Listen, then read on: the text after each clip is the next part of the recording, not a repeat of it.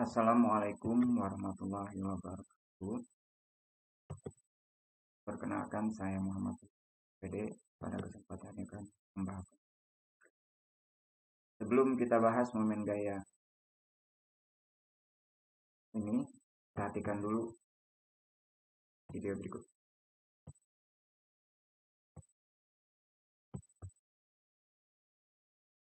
Proses ini sering kita alami dan selalu kalau kita mau masuk rumah, membuka pintu, kemudian menutupnya, atau kalau kita mau keluar, membuka pintu, tarik. Sekarang kita perhatikan. Nah, sebelum Bapak ini masuk ke dalam rumah, membuka pintu, beliau memegang yang ini, atau yang kita sebut dengan gagang pintu. Kemudian didorong sehingga pintu itu terbuka. Coba perhatikan ilustrasi berikut. Dari ketiga pintu ini, jika gagang pintu ini kita letakkan jauh pada engsel, jika nanti gagang pintu ini akan kita letakkan di dekat engsel atau di tengah-tengah pintu. Berdasarkan video ini, maka gagang pintu yang tepat itu berada di ujung paling jauh dari engsel. Pertanyaan muncul, kenapa demikian?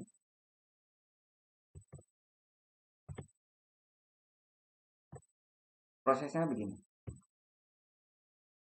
Makin jauh letak gagang pintu dengan engsel, momen gaya semakin besar dan pintu lebih mudah terbuka atau tertutup. Dan sebaliknya, semakin dekat letak gagang pintu dengan engsel, maka momen gaya semakin kecil dan pintu lebih sulit tertutup atau terbuka. Proses inilah yang kita sebut dengan momen gaya atau torsi. Dalam istilah lainnya, penerapan momen gaya kehidupan. Dengan adanya momen gaya atau torsi ini, kita mudah membuka atau menutup pintu. Pertanyaannya muncul, apa hubungannya momen gaya atau torsi dengan letak gagang pintu? Jika kita anggap engsel pintu adalah tumbuh putar atau poros, maka jarak gagang pintu dengan engsel merupakan lengan momen. Kalau kita beri simbol D. Kemudian kalau kita perhatikan perumusan di samping nanti, momen gaya atau torsi akan sebanding dengan lengan momen D atau jarak gaya ke poros R. Jadi antara D dan R itu nanti pada prinsipnya sama dan gaya F. Artinya semakin besar lengan momen dan gaya yang dikeluarkan, maka semakin besar pula momen gaya yang akan dihasilkan. Hal inilah yang memudahkan kita untuk membuka atau menutup pintu. Jadi dari ilustrasi video tadi, maka letak gagang pintu yang tepat itu berada pada ujung yang paling jauh dengan engsel. Karena paling jauh berarti jarak atau lengan momennya semakin besar dan gaya F-nya kalau kita beri besar maka pintu itu dengan sangat mudah terbuka. Nah, perumusan yang saya maksud adalah seperti ini. Tau sama dengan R dikali F, di mana R adalah jarak dari engsel ke gagang pintu, F adalah gaya dorong atau gaya tarik, dan engsel tadi poros putarnya disitulah terjadi torsi atau momen gaya.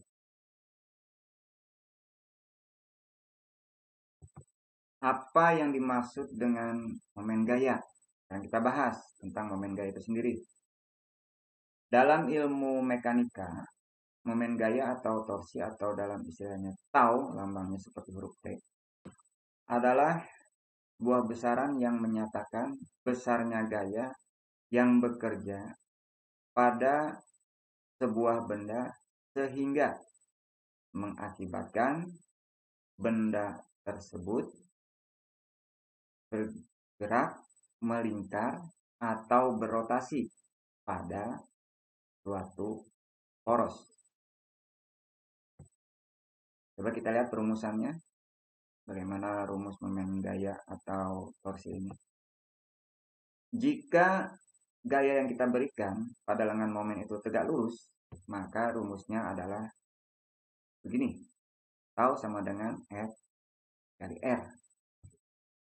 Tetapi, jika gaya yang bekerja pada lengan gaya membentuk sudut, maka rumusnya menjadi F dikali R dikali sin theta, di mana sin theta adalah sudut yang kita berikan terhadap lengan gaya tadi. Dengan keterangan sebagai berikut dan satuannya. Perhatikan, momen gaya torsi itu Newton meter, gaya yang diberikan itu Newton, jarak ke sumbu putar itu adalah meter, dengan momen itu meter, sudut antara gaya dengan jarak itu adalah meter.